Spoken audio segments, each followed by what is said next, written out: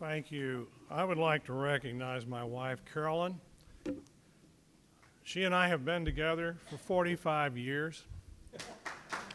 And we met each other all those years ago because we were both conservatives, and we thought the same way. If any of you have ever had a divorce, I'd suggest that you look for someone that has the same belief system you have.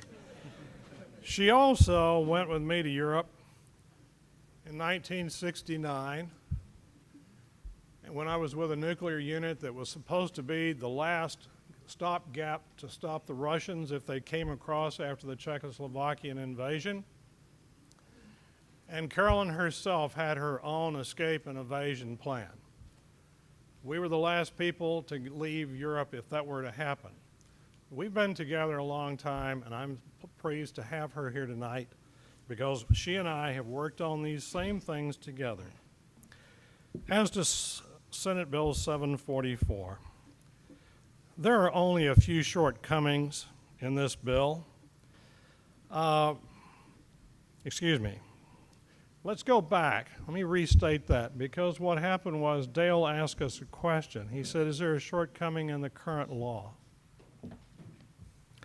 There are a few shortcomings in the current legal immigration law as it was written, and the problem is that the current immigration law is being ignored by the federal government, whose charge it is to enforce the law. Now, the failure to enforce it is essentially the same as it was before the 1986 Simpson-Mazzoli Act that provided the last amnesty for lawbreakers. One of the great shortcomings with current immigration law is failure to secure the land, water, and aerial borders of the United States. Simpson-Mazzoli promised to secure the border but never did. The federal government did not provide adequate funding and manpower to secure the border. Fences were built but not completed. There were gaps that even looked as if they were intentional, built into the border areas to facilitate the transit of illegal aliens and drugs into the United States. Simpson-Mazzoli Immigration Reform and Control Act of 1986, also known as IRCA, was passed in 1986 under President Reagan. But President Bush, who the enforcement of this really fell to, had a vision, if you recall, for a New World Order. And his New World Order included what came to be known as the North American Union, a great borderless free trade zone concept that would eventually lead to the integration of Mexico, the United States, and Canada. Neither President Bush nor the Democrat Congress saw any reason to spend money building a fence or enforce a border if the countries were to be merged. Money that could have otherwise been spent on securing the border was allocated to fighting the first Gulf War instead. The grand plan for a supermerger fell apart after a few years when the people of all three countries heard about it and rejected it. There was an attempt to restart the plan with the Trans-Texas Corridor that eventually failed, again after the public rejected the idea. The plan is still a goal of the elites in this country of both parties, the major players in the executive branch, and it is also a part of George Soros's Open Society. The plan is best summed up in the lyrics to a song by John Lennon called Imagine. Most of you remember that. You might have even sung along to it. That peaked in popularity right after John Lennon's death in 1980. The key elements of the song are no heaven, no hell, no countries, nothing to kill or die for, no religion, and no possessions. We're heading there real fast, are we not? Yep. The ultimate goal is open skies, living for today, no need for greed or hunger, living life in peace, all the people sharing all the world, and the world living as one. Essentially, the 1986 amnesty and the 2013 amnesty both follow the atheistic, socialistic, and utopian goals laid out by John Lennon without regard for the God of creation, the sovereignty of the United States, its Constitution, or its citizens.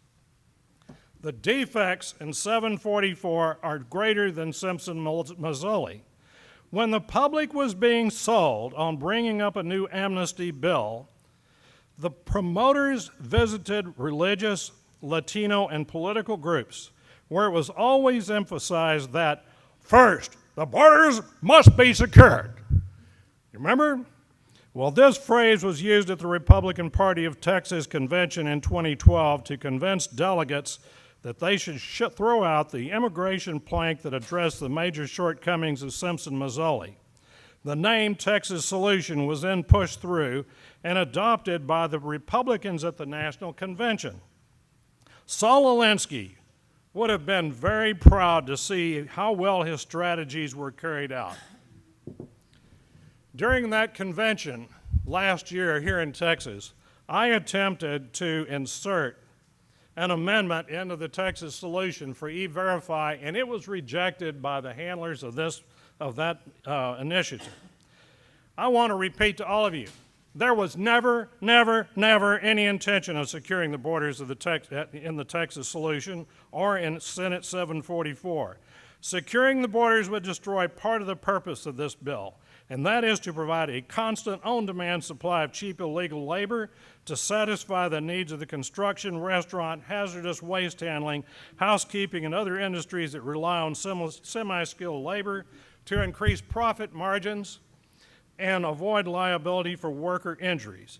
Another purpose is to provide for seasonal workers for the picking of fruits, vegetables, and slaughter and processing of animals. The other purpose is the Hatch Amendment that increases the number of H-1B visas from 65,000 up to 120,000 and then eventually to 180,000. The bill is for the benefit of the high-tech industry that seeks lower paid injuries from overseas. So all you guys who are paying for your kids to go to school, tell them to come home and save the money. This doesn't address the border, it takes away most of the penalties. How can you trust this or any other act of this Congress to be considered a solution to a problem caused by government ignoring the laws that it has passed and is obligated to enforce? The President has intentionally interfered with enforcement activities by turning criminals loose to such a degree that the head of the union representing ICE has filed a suit against the President. The President turned felons loose on our streets. In conclusion, Senate 744 does not deter illegal entry in the United States. It encourages, promotes, and rewards illegal entry. Thank you.